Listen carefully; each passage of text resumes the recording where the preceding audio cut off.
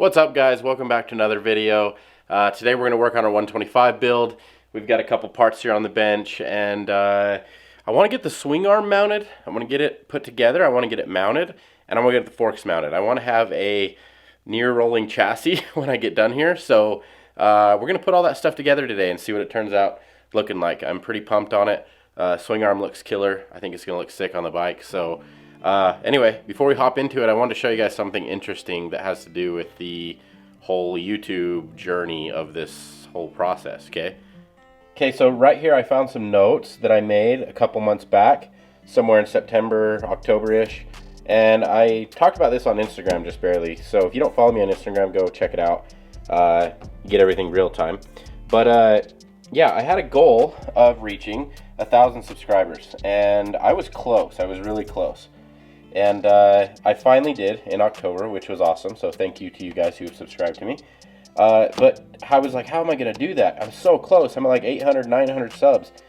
And I didn't feel like I was getting that traction that I quite needed. Little did I know, my traction has my stuff's just boosted like crazy. I'm now at 1,200 in December. So I'm doing great. But being yourself was a big one. That's a hard one. Trying to get on camera, talk about this kind of stuff, and be genuine with you guys. It's hard. I'm naturally an introvert, so this is a different thing for me. Don't compare. I think the biggest thing with YouTube is comparing yourself with others, and it's really hard to not do that, because you see other people's success, you see how good they do, and what you feel is success anyway. And you want to be that person. That's how we all function as human beings. We see somebody with success of some sort, and we want to be that person. And so we strive to do that. But comparison is, it's your worst enemy. The more you compare yourself, the more you get down on things. Rather than comparison, you should be analyzing that person. You should be trying to figure out, what is that person doing that I'm not, that's making them successful? What can I take from them in that aspect so I can grow myself? So the other thing was, give the people what they want. It's a tough one. It's really tough to build yourself your own kind of channel, your own kind of vibe, at the same time as you work to give the people what they want to see. Do you guys want to see bike builds? Do you guys want to see the general maintenance? Do you guys want to see ride videos? The sled content, that's a big deal. Like, I feel like in the wintertime, the sled content's a big deal, and I want to introduce both, because I'm passionate about both. So that's a tough one. And then very last, it says respect the grind. The YouTube grind is for real, and it is tough. I work a full-time job. I have a family. My wife has a small business. We're like everybody else. We got family, money, health, religion, different things that we participate in that just make the grind either harder or better, depending on how you put that. So time is free, but it's priceless. It's one of those things that we all have time that we can use one way or another, but we never get that time back. It is the most valuable asset we have in life. So trying to balance the time to do YouTube, to take care of my family, to work my job, to help other people, just to do everything that you need to do in life is hard. That grind is difficult. So anyway, thought I would share that with you guys. Tell me what you think in the comments below. Start a conversation, and if you have any suggestions for me, hit me up, let me know.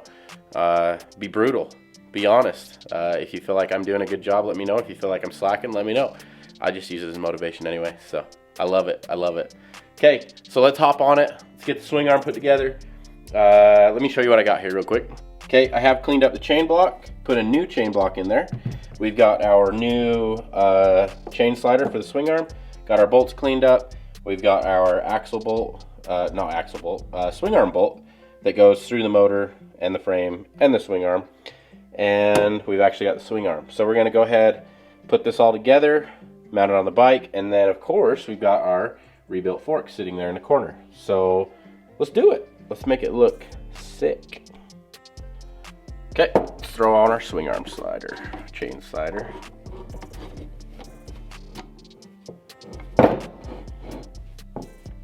Okay, now on these bolts, I am going to put just a little bit of grease on them. because there could be some water exposure to it, just a little bit. You know, when we wash the bike and ride the bike and all that stuff. And that will just help.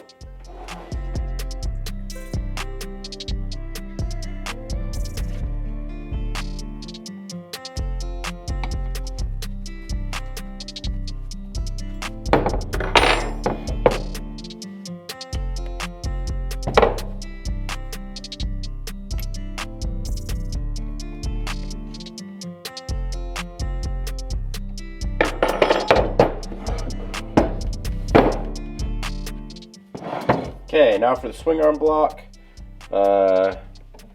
This just goes right up in here like so. Pretty simple.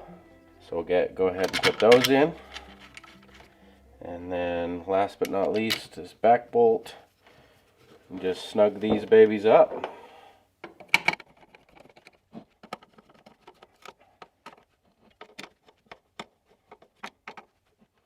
Okay, now I'm going to grease my swing arm bolt, but I also like to put just a little bit of grease right here inside the housing of the motor where the bolt goes through, the cases, because a lot of times the bolt gets kind of stuck in there and all the grease kind of comes off of the bolt before it makes it all the way through.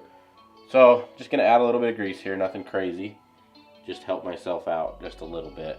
Some of you may have never done this before, but it's just a good practice, good thing to do, just to save yourself a little bit of a headache. So it doesn't hurt anything.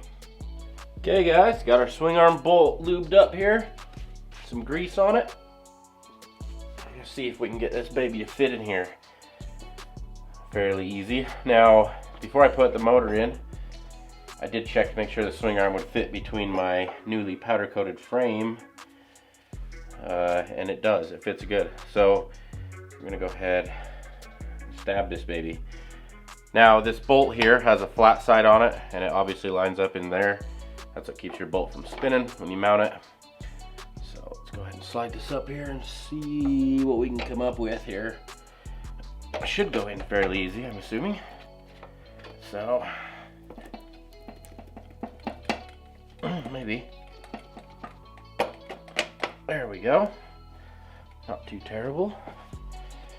Oh, my speaker died.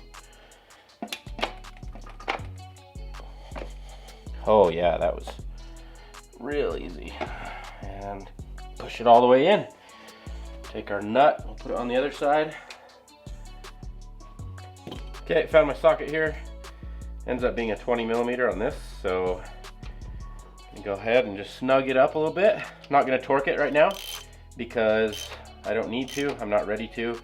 The motor is not mounted up to the other. Well, it's mounted up, but it's not tight. So there we go. Okay, so I'm just going to snug it up. Calibrated 15 foot-pounds or whatever. Okay, now that's mounted. Woo! She's like butter. That looks good. Alright, should we just throw this dadgum shock on? Woo!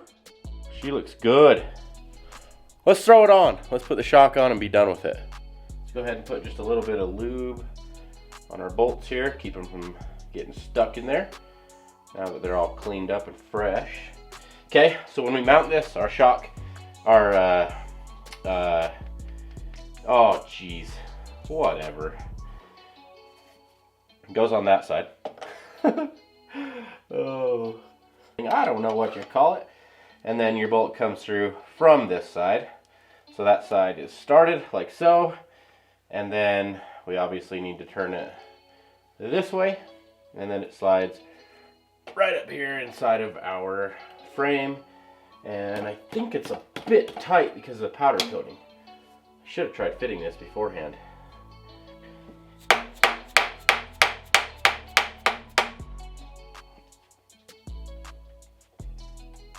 Oh yeah.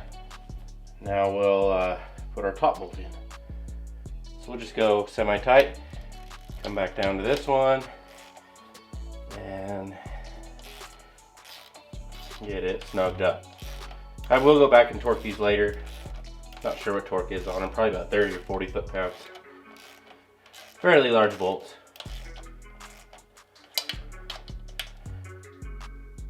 Okay, all right. So there is the shock mounted up.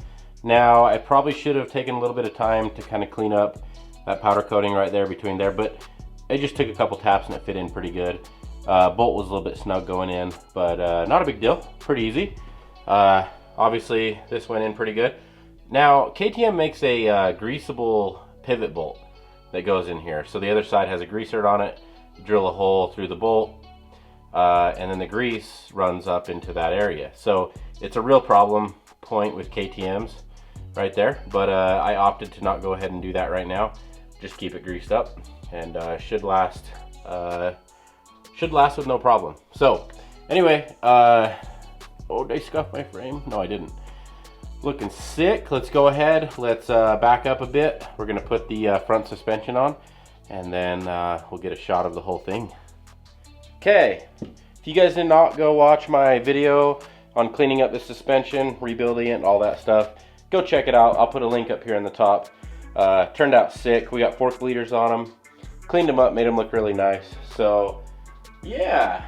Now, when mounting suspension, or forks in general, you want to get 2 screwdrivers. One to put in your lower clamp, one to put in your upper clamp, and it just helps everything slide together smooth, seamlessly, because you guys will figure out very quickly that they like to do their own thing. They don't really like to slide in smoothly. So usually the bottom is not a problem, it's the tops that are tighter. So I'm going to go ahead and run this up, get it close, which is about right there.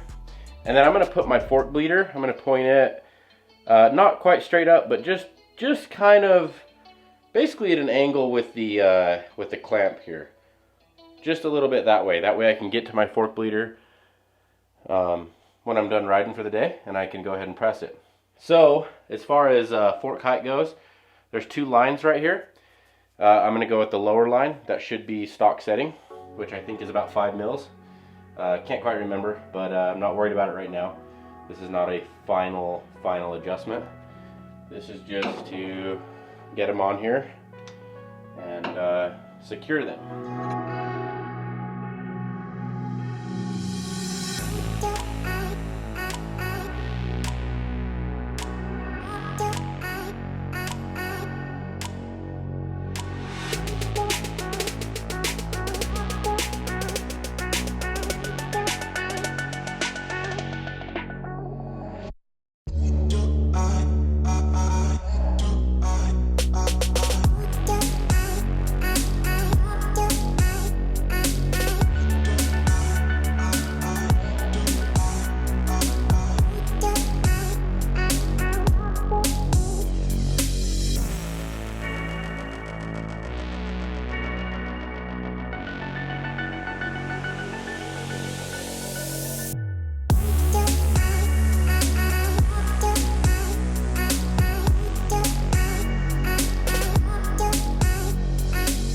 Okay guys, another video in the books.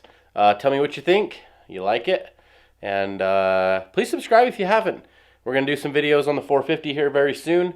And hopefully we get some snow in the next week or two and we can go out and ride that sled. I did order a T-Motion lockout kit from Munster. So for my sled guys, we're going to do an install on that. See how it turns out this winter. See if I like it more or not. But we'll give it a shot. We'll give it a shot. After riding that Lynx last year, I liked having a solid skid. So anyway, give me a like, subscribe if you haven't. We'll see you in the next one. Thanks.